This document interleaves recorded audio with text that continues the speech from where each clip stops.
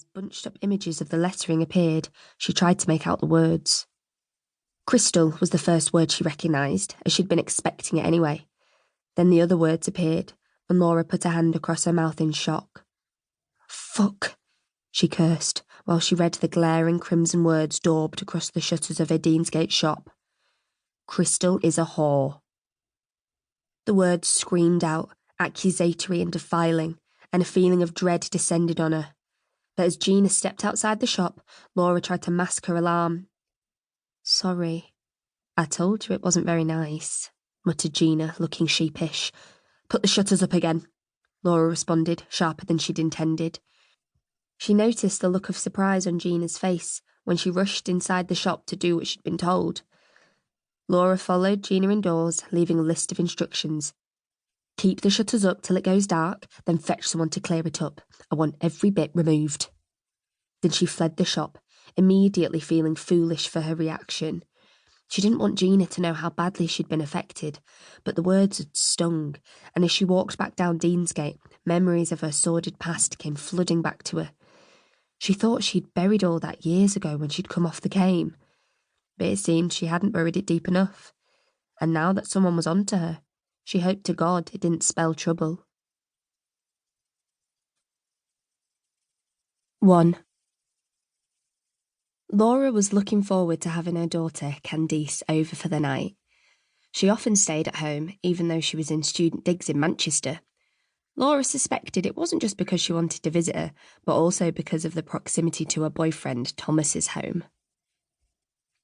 It was almost the end of Candice's second year at university, and she'd arranged to stay at home during the summer. Most of her friends would be returning to their parents' houses up and down the country, and Candice hadn't wanted to stay in the student house on her own. She and her group of friends had therefore given up the lease and arranged to rent a new property when the next academic year began. Laura had been delighted with her decision. It was always good to have her daughter back home. By the time Candice got in from university, Laura had been in the house a while. After the nasty incident earlier that morning, she'd wandered around the shops, trying to take her mind off things with the little retail therapy. Now her new purchases were neatly stacked away in the wardrobe. She'd cooked a lovely meal for them both and was ready to spend a chilled evening with her daughter. Laura looked at Candice when she walked inside the house. She felt a warm glow of love, as she did every time she set eyes on her wonderful daughter. At 5'5", Candice was slightly taller than her mother. But like her, she was slim and had the same natural strawberry blonde hair, although Laura now dyed hers mid-brown. Candice was an attractive girl, but what Laura was most proud of was the person she had become. Candice was strong-willed and not afraid to speak her mind. She was also very caring, understanding, smart, and fun to be around.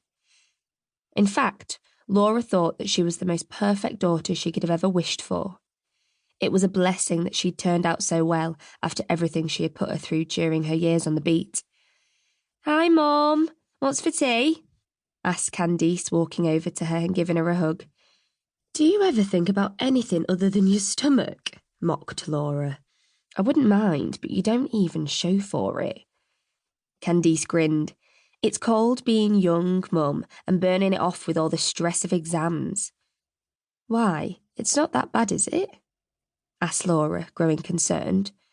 "No, I was only joking. It's fine. I'm on top of things." "Glad to hear it," said Laura. Even though she knew Candice had aced her first-year exams, she still couldn't help but be a little concerned.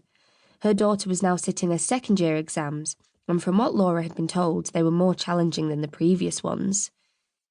She wanted the best for Candice, so it was good to hear she had everything in hand. "What would you like tonight?" she asked. "Have you got lots of studying, or would you like to watch something on TV? Corrie's on later." "Oh, Mum, I've already arranged to see Thomas." "Bloody hell, it's getting a bit regular, isn't it? You only saw him last night." "I know, but I'm missing him." "Jesus, you have got it bad. Are you staying over at his again?" "Yeah." "Okay, but make sure you don't neglect your studying. Don't forget you are in the middle of exams." I know, stop fussing."